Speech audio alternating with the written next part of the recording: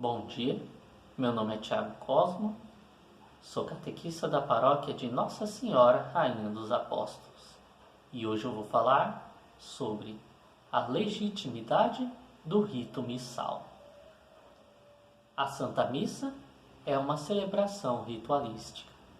Significa que ela possui uma estrutura bem definida, baseada em ritos litúrgicos, e esses ritos têm que ser seguidos à risca para a Santa Missa ser considerada válida.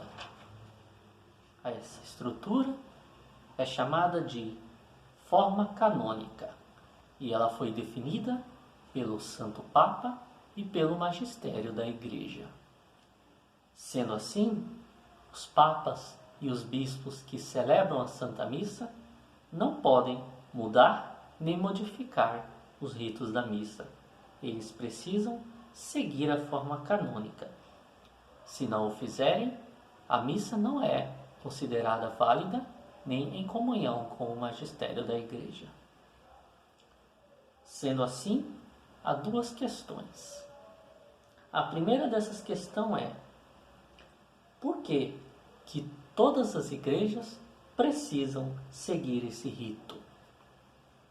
A resposta para essa pergunta é simples. Elas precisam seguir para manter a unidade da Santa Igreja.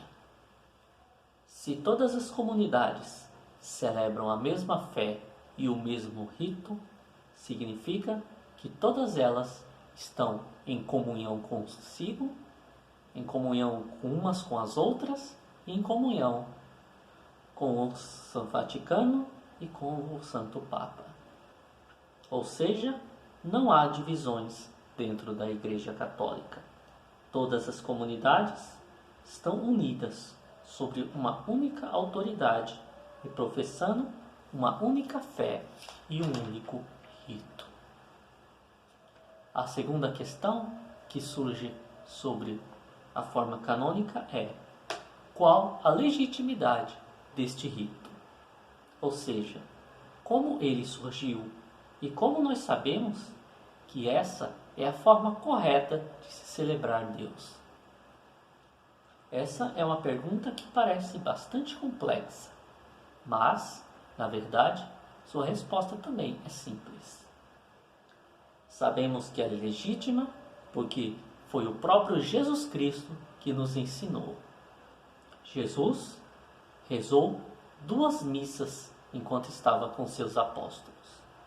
A primeira foi na Quinta-feira Santa e a segunda no domingo da Ressurreição. Todos os elementos usados pela Igreja para compor o rito missal foram retirados diretamente das Sagradas Escrituras e dos ensinamentos de Jesus Cristo. Como exemplo, nós temos a oração eucarística, que é retirada diretamente do Evangelho de São Lucas, do capítulo 23, do 19 ao 20. Jesus tomou o pão, deu graças e o partiu, e deu a seus discípulos, dizendo: Este é meu corpo, que será entregue por vós. Depois, ao final da ceia, tomou o cálice e disse: Este é o cálice do meu sangue, o sangue da nova e eterna aliança, que será derramada por vós. Fazei isso em memória de mim.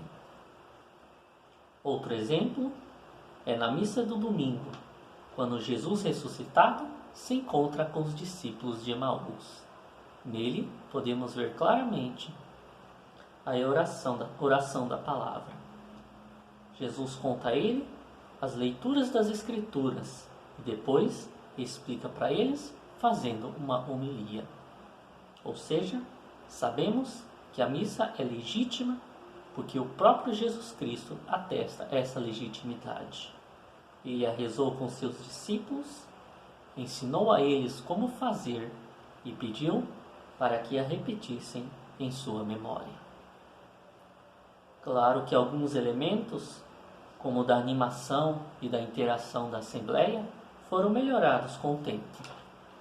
Mas a essência da missa os ritos que fazem parte da forma canônica continuam sempre os mesmos. Através da tradição apostólica, nós sempre rezamos a mesma missa que Jesus rezava com seus discípulos.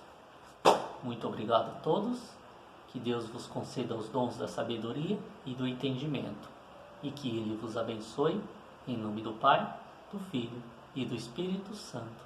Amém. Tenham um bom dia a todos.